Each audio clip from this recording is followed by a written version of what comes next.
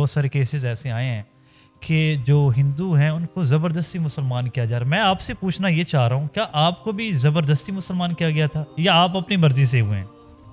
जिस वक्त मैं मुसलमान हुआ, मैट्रिक में पढ़ता था, तकरीबन मेरी 16 साल उम्र थी।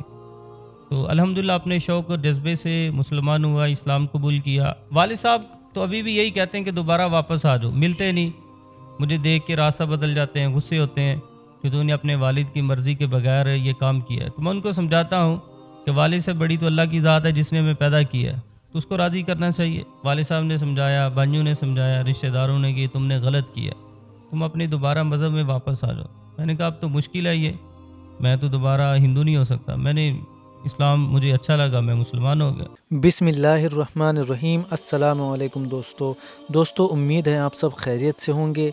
अल्लाह आप सबको ऐसे ही खुश रखे।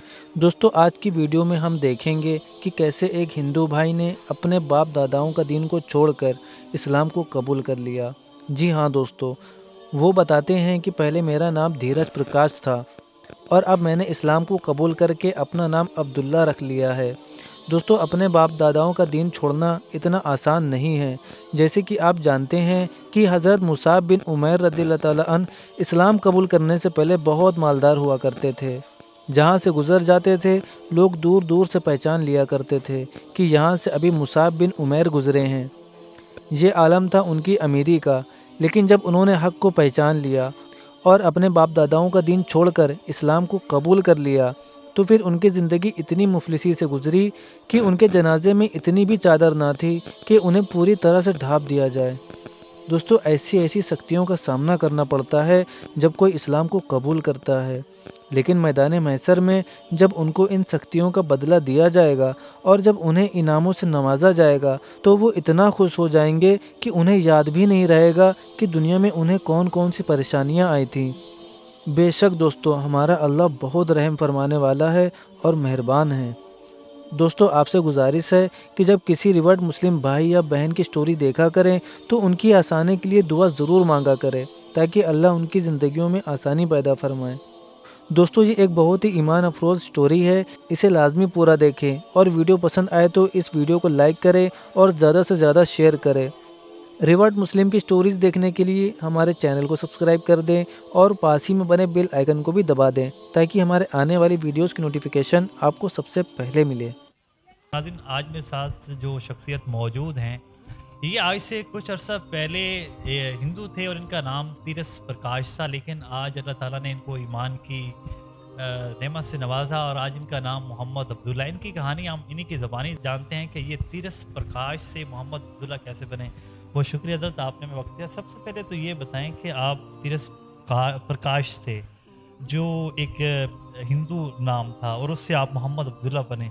ये सारी कहानी आप अपनी ज़बानी बताएं कि कैसे ये सब कुछ हुआ। बिस्मिल्लाहिर्रहमानिर्रहीम।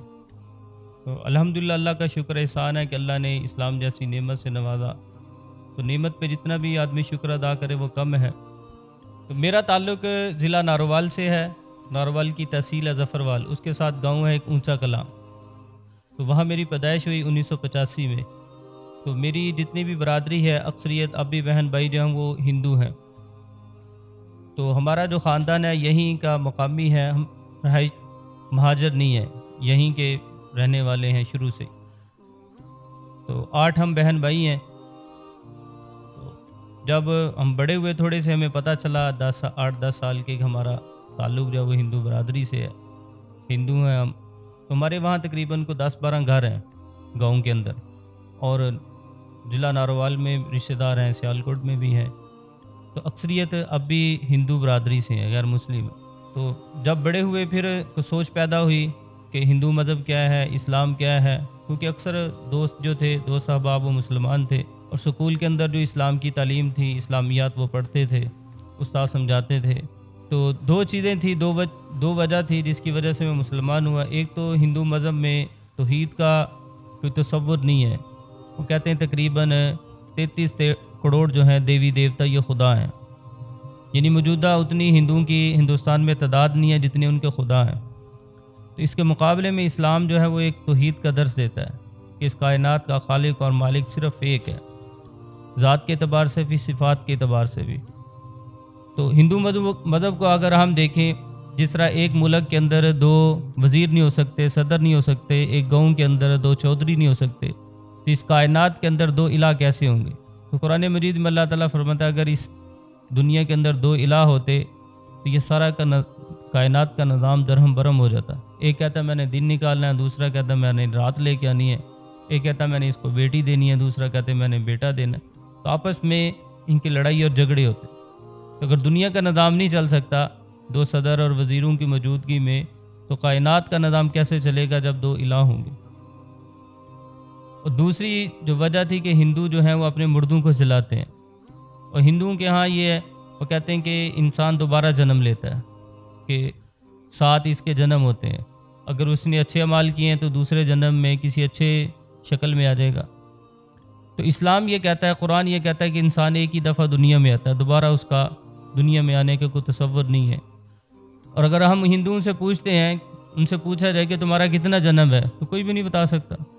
تو یہ تو ویسے ہی انسان کی توہین ہے کہ انسان کو جو نا کسی کتے کی، خنزیر کی، کسی جانور کی، چڑیا کی شکل میں یہ جو دوبارہ آ گیا۔ تو اسلام جو ہے ان ساری چیزوں کی نفی کرتا ہے۔ اور ہندوؤں کے ہاں جو یہ جلانے کا تصور ہے، میں اس کو دیکھتا تھا کہ ہماری قوم اور برادری میں جو لوگ فوت ہوتے تھے ان کو جلاتے تھے۔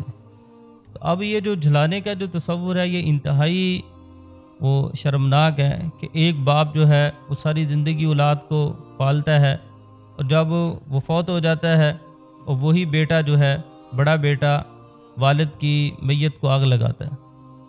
اس کے مقابلے میں اسلام کی جو تعلیم ہے، اسلام اس کو اچھے طریقے سے غسل کفن دے کے اس کو قبر میں اتارا جاتا ہے، اور جب کبھی آدمی کو اپنے باپ کی، والدین کی یاد آتی ہے اس کی قبر پہ بھی جاتا ہے۔ پھر دنیا آخرت میں بھی، آخرت کا جو تصور دیتا ہے اسلام کہ آخرت میں والدین سے جو مسلمان ہیں ان سے تمہاری ملاقات ہوگی، ہندو مذہب میں اس طرح کا کوئی تصور نہیں ہے۔ اسلام کی کس چیز نے آپ کو سب سے زیادہ انسپائر کیا، جس کو آپ نے دیکھا اور اس نے آپ کو بہت زیادہ متاثر کیا، آپ نے کہا نہیں یار اب اس میں وہ جوائن کر لینا چاہیے، وہ کیا چیزیں تھیں؟ تو سب سے بنیادی چیز جو ہے وہ توحید ہے، کہ جس سے میں متاثر ہوا۔ ہم اپنے رشتہ داروں کو دیکھتے تھے، گھر والوں کو دیکھتے تھے کہ وہ بتوں کی پوجا کرتے ہیں، کوئی تصویر بنا لیتا ہے، کوئی لکڑی کا بنا لیتا ہے، کوئی لوہے کا بنا لیتا ہے، ٹھیک۔ اب یہاں تک کہ مختلف علاقوں میں، ہندوستان میں، نیپال میں، وہ سونے اور چاندی کے بت بھی بناتے ہیں لوگ، پھر اس کو کیا کرتے ہیں، اس کو تالا لگاتے ہیں کہ نعوذ باللہ، تو خدا کو کوئی چرا کے نہ لے جائے، اس کی حفاظت کی جاتی ہے، اس کے لیے چوکیدار رکھے جاتے ہیں، باڈی گارڈ رکھے جاتے ہیں کہ اس کو کوئی چرا کے نہ لے جائے۔ تو یہ جو شرک کا جو معاملہ ہے ہندو مذہب میں، کہ کوئی آگ کی پوجا کر رہا ہے، کوئی سورج کی پوجا کر رہا ہے، کوئی کسی کی پوجا کر رہا ہے، یہ بہت عجیب سا لگتا ہے کہ جب اس کائنات کا بنانے والا ایک ہے تو اس ایک کی پوجا کرنی چاہیے۔ آپ کے گھر والے آج بھی ہندو ہیں یا وہ بھی مسلمان ہیں آپ کے ساتھ؟ میری تقریباً ساری فیملی ابھی بھی ہندو ہے، ان میں سے کوئی بھی مسلمان نہیں ہوا۔ جب آپ مسلمان ہوئے اور آپ کے پیرنٹس ابھی بھی ہندو ہیں تو ان کا آپ کے ساتھ کیا رویہ تھا؟ انہوں نے آپ کو کیا گھر سے نکال دیا یا آپ کے اپنے پاس ہی رکھ؟ جب ان کو پتہ چلا مسلمان ہونے کا کہ یہ مسلمان ہو گیا ہے، تو والدین نے، والد صاحب نے سمجھایا، بھائیوں نے سمجھایا، رشتہ داروں نے کہ تم نے غلط کیا، تم اپنے دوبارہ مذہب میں واپس آ جاؤ۔ میں نے کہا اب تو مشکل ہے، یہ میں تو دوبارہ ہندو نہیں ہو سکتا، میں نے اسلام مجھے اچھا لگا، میں مسلمان ہو گیا۔ آج بھی وہ کیا کہتے ہیں، یہی کہتے ہیں یا ان کا آج بھی پوائنٹ آف ویو کوئی چینج آیا ہے اس میں؟ والد صاحب تو ابھی بھی یہی کہتے ہیں کہ دوبارہ واپس آ جاؤ، ملتے نہیں، مجھے دیکھ کے راستہ بدل جاتے ہیں، غصے ہوتے ہیں کہ تو نے اپنے والد کی مرضی کے بغیر یہ کام کیا ہے۔ تو میں ان کو سمجھاتا ہوں کہ والد سے بڑی تو اللہ کی ذات ہے جس نے ہمیں پیدا کیا ہے، تو اس کو راضی کرنا چاہیے۔